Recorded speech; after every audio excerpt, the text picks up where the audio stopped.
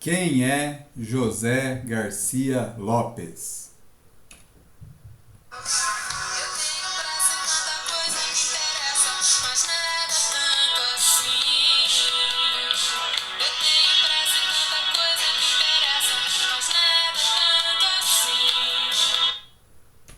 Episódio extra de hoje. Quem é José Garcia Lopes? José Garcia Lopes, que na verdade é José Garcia Lopes, nasceu em 1948 em Pontevedra, na Espanha, no norte da Espanha, na região fronteiriça com Portugal, né, em uma cidade que dá para o Oceano Atlântico. Em 1952, ele se mudou, né, com a família para a Argentina. E aí ele começou a trabalhar com arte, inspirado em alguns artistas americanos, como Alex Raymond, Hal Foster e Milton Caniff. Esses três artistas, né, que eles foram bastante influentes, na verdade, sobre outros desenhistas no século XX, são autores, né, respectivamente. Né, o Alex Raymond é o autor de Flash Gordon, né, o Hal Foster do Príncipe Valente, né, e o Milton Caniff de Terry e os Piratas. São histórias de ficção todas, né, embora, né, o que é a história do Príncipe Valente e Terry e os Piratas são histórias um pouco mais verossímeis, né, do ponto de vista assim, da realidade, né? Flash Gordon é um negócio totalmente assim, fora mesmo da realidade, uma ficção científica avançada que não tem assim, poucas coisas a ver, né, com a tecnologia espacial como nós compreendemos hoje, mas era um escapismo bastante interessante na época, né? E os desenhos do Alex Raymond eram bem atraentes.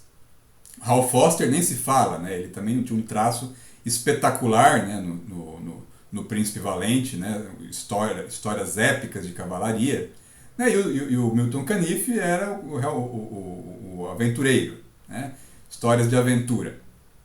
Esses três autores, né, com essas histórias, elas influenciaram bastante assim, né, o traço do José Garcia Lopes.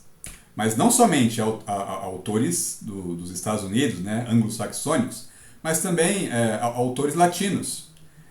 José Luis Salinas e Alberto Breccia também influenciaram o José Garcia Lopes.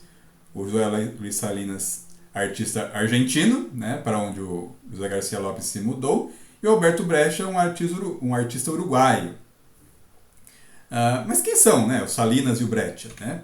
O Salinas, ele é o autor, né, de O Cisco Kid. Né? O Cisco Kid, que seria um justiceiro mexicano. Né? É uma história de faroeste, é como se fosse, né, o Cavaleiro Solitário, mas é o Cavaleiro Solitário mexicano. Né? Que inclusive tem seu parceiro, assim como o Cavaleiro Solitário tinha o Índio, o Tonto, que era o seu parceiro, o Cisco Kid tinha o Pancho como seu parceiro. É claro que esse Pancho aqui é inspirado no Pancho Villa, né, que foi um dos líderes da Revolução Mexicana. Na verdade, a história começou, né, o Cisco Kid como um bandoleiro, mas depois ele foi gradualmente virando um herói. Né? E era um herói latino, ilustrado por um latino. Né? O Alberto Breccia, por sua vez, ele fez várias obras diferentes, assim, e talvez uma que se destaque por causa do seu tema latino é a ilustração da obra Martim Fierro.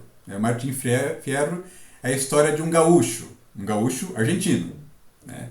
Então, o Alberto Breccia ele também ilustrou histórias do H.P. Lovecraft. Né? Ele tem um traço assim bem noir, que combina bastante com histórias de terror. Né? Mas ele também foi uma influência importante para o José Garcia Lopes. Nos anos 60, Garcia Lopes trabalhou na Carlton Comics. Né? A Carlton Comics é uma editora que foi adquirida depois pela DC Comics, né? Que ela levou seus personagens também, E alguns dos personagens que foram criados nessa editora são o Besouro Azul, o Rick Flag, o Pacificador, o Capitão Átomo, o Mestre Judoka, o Questão, o Trovejante e a Sombra da Noite. Hoje nós temos, né, alguns desses personagens acabaram ficando mais conhecidos por causa de filmes, né? O Pacificador ele apareceu no filme do Esquadrão Suicida. E outros personagens, né, da Carlton Comics também foram apropriados pelo Alan Moore. O Alan Moore queria trabalhar com eles para fazer a obra Watchmen, mas ele não pôde, porque eles já havia planos para eles na Crise das Infinitas Terras. E aí o Alan Moore acabou criando versões desses heróis, né? Então, se você não sabia, você saiba agora que o Coruja do Watchmen, ele na verdade é inspirado no Besouro Azul, assim como o Dr. Manhattan é inspirado no Capitão Átomo, assim como o Rorschach é inspirado no Questão, a Espectral é inspirada na Sombra da Noite, o Comediante é inspirado no Pacificador e o Ozymandias é inspirado no Trovejante. E o Mestre Judoka? Esquece. Bem, em 74, o Garcia Lopes ele se muda para Nova York, para os Estados Unidos, e vai trabalhar na DC Comics. E aí que vai começar uma fase na vida dele, cujo legado vai se tornar bastante conhecido. E em 75, o Garcia Lopes ele trabalha numa história secundária da revista do Superman, né? Aqui na capa nós vemos a história principal, na qual o Superman luta contra uma sombra de um cavaleiro, seria um cavaleiro da Guerra Civil Americana. E é uma capa interessante porque é uma montagem, né, um mashup, que tem uma fotografia, né, com uma ilustração misturada aqui. Mas não foi essa história que o Garcia Lopes ilustrou. Ele ilustrou a história secundária, que é A Vida Privada de Clark Kent, né, que mostrava um pouco do cotidiano, da identidade secreta do Superman, né? Porque, observe uma coisa, né?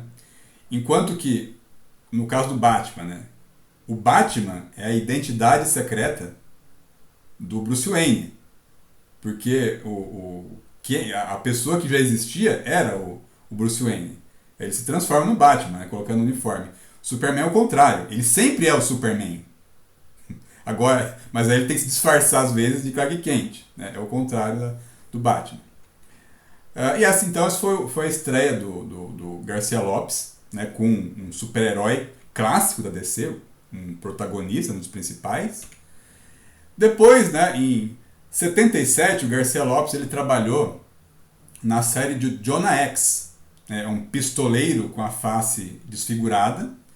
Já teve um filme, né, um filme que não é muito bom, né?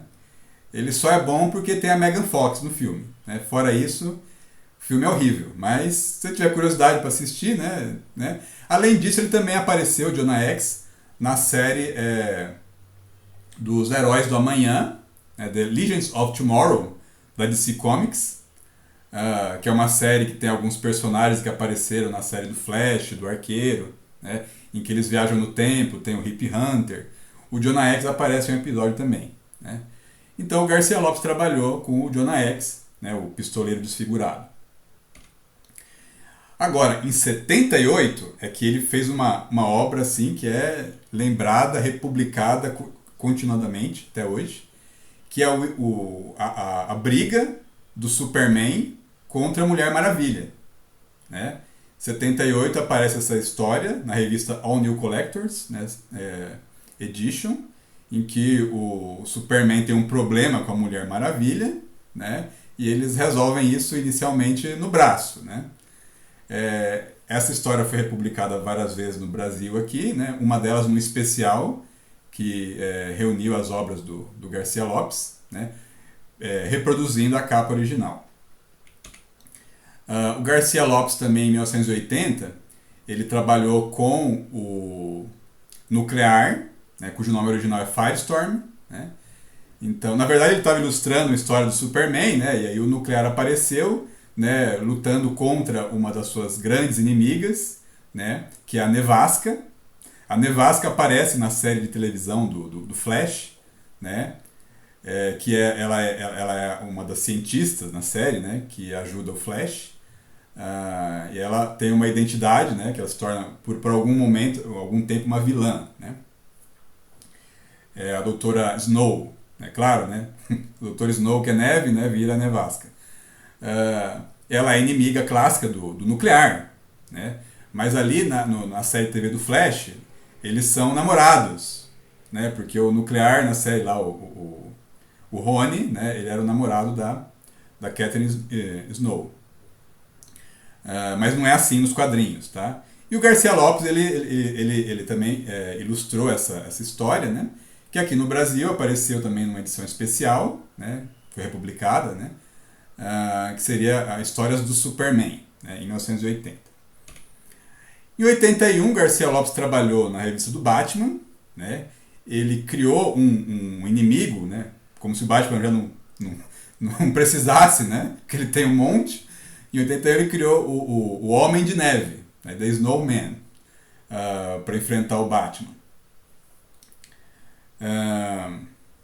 Depois, ainda em 81, né? O Garcia Lopes trabalhou mais uma vez com o Batman numa edição especial, né, da DC e da Marvel, em que o Batman enfrentava o Hulk, né? Então era mais ou menos assim, a inteligência contra a força, né? O Batman, ele enfrentava o Hulk, que foi convencido pelo Coringa, né, de que o Coringa era amigo do Batman, o Coringa era amigo do Hulk, né, porque os dois tinham cabelo verde, né? Não foi só isso, mas o Coringa consegue usar o Hulk contra o Batman, né? E ambos, né, tanto depois do Hulk e o Batman, acabam lutando contra uma criatura chamada Figurador, né, que está ajudando o Coringa. Esse encontro ele foi republicado no Brasil também mais de uma vez, né? Uma delas foi na série Grandes Encontros Marvel e DC, né? E a capa original também foi reproduzida. O Garcia Lopes trabalhou em 84 na segunda série do Esquadrão Atari, né? Nós temos um episódio especial sobre a origem desse grupo, você pode procurar nesse canal. Aqui no Brasil ele apareceu na revista Heróis em Ação, número 2. Né? A capa original foi parcialmente reproduzida com os personagens, só o fundo que foi alterado, né? Fundo preto, né? Porque no fundo original aparecia o Destruidor Negro, que era o vilão da história. Garcia Lopes também ilustrou essa série. Em 86 ele trabalhou com os Novos Titãs. Ele ilustrou uma sequência na qual os Titãs descobrem que a Lilith, que é uma personagem que fez parte do grupo por algum tempo, ela tinha poderes psíquicos e psicocinéticos, ela na verdade era uma semideusa, porque ela era filha de uma titã. Nessa história, que também foi publicada no Brasil mais de uma vez, inclusive no especial, que é a origem de Lilith, né? Então o Garcia Lopes também ilustrou essa história, que resgata mais uma vez o encontro dos Novos Titãs, o grupo dos quadrinhos, né, com os titãs da mitologia grega. E também, né, nessa sequência, né, da luta dos titãs, dos Novos Titãs com os titãs, mais especificamente com a mãe da Lilith, o Garcia Lopes teve a oportunidade de criar uma nova personagem, a Cole, né, no original Cole, que aqui no Brasil se tornou Quartzo, né, que ela recebeu esse nome no Brasil porque ela cria construtos de quartzo, né? Assim como Lanterna Verde cria construtos de energia, ela cria construtos de quartzo. Inicialmente ela era uma inimiga, né? Apareceu como inimiga dos Titãs, mas depois ela aderiu à equipe. E além disso, né, o Garcia Lopes é responsável também, né, por uma outra obra, né, que se tornou bastante célebre, né, tornou o traço dele conhecido. Em 82, ele editou o Guia de Estilo da DC Comics. Esse guia de estilo era um guia de ilustração para que os artistas da editora tivessem uma referência de como desenhar os personagens. Era o guia de referência. Então, como que eu desenho o Superman, o Batman, a Mulher Maravilha, o Aquaman, o Arqueiro Verde, o Nuclear, Mulher Gavião, Gavião Negro, o Flash, o Cyborg, o Robin. Era essa obra. Então essa obra tornou o Garcia Lopes uma referência para DC Comics, né? Então, por exemplo, né, ele nesse guia aparece, né, como que o Superman, né, ele deve ser retratado, né? Então o Garcia Lopes desenhou vários perfis dele do Superman, inclusive, né, o Superman lutando contra o seu adversário clássico, Lex Luthor. Aqui a gente vê o Lex Luthor na fase em que ele usava uma armadura, né, uma armadura para poder, né, enfrentar, né, o Superman, né, para simular poderes. Garcia Lopes também, né, ilustrou a Supergirl. Esse é o uniforme que a Supergirl utilizou até a crise nas Infinitas Terras, né, na qual ela enfrenta o Anti-Monitor numa batalha épica. Na verdade, o Superman, né, é ferido e ela vai lá salvar o Superman, né? Uma história fantástica, na verdade, assim, porque ela acaba, né, assumindo o protagonismo, né, para salvar o seu primo. O Garcia Lopes também, né, ilustrou o Batman, né? O Batman, né, com seu uniforme cinza e azul, com o morcego com fundo dourado, e o Batman enfrentando o seu inimigo clássico, né, o seu Nêmesis, o Coringa, né? O Coringa que estava sendo resgatado, na verdade, no final dos anos 70, anos 80, como um inimigo do Batman, porque o Coringa ele ficou no ostracismo, porque ele inicialmente foi criado como um vilão muito violento, né? E aí os quadrinhos da DC passaram uma fase assim bem infantil, então o Coringa foi deixado de lado. E aqui ele retorna. O Robin também, ilustrado pelo Garcia Lopes, o menino prodígio, parceiro do Batman, mas que nessa época deixa de ser o parceiro do Batman para assumir a sua própria equipe, né? Deixa de ser o ajudante para virar o líder. A Batgirl, né, que é a filha do comissário Gordon, a Bárbara Gordon, que acidentalmente virou super-heroína, também ilustrada aqui pelo Garcia Lopes. É uma roupa diferente daquela que aparece na série dos anos 60 de televisão, né, porque na série de TV o uniforme da Batgirl ele é roxo, é violeta, né? E aqui ela usa um cinza, mais parecido com o uniforme do Batman. Mulher Gato, né, uma das suas vários visuais, aqui no caso o visual que o Garcia Lopes ele utilizou, né, ela usando um vestido, né. A Mulher Gato tem vários uniformes ao longo do tempo, né, esse é um deles, né, que ela usa uma capa e um vestido e o seu chicote, né.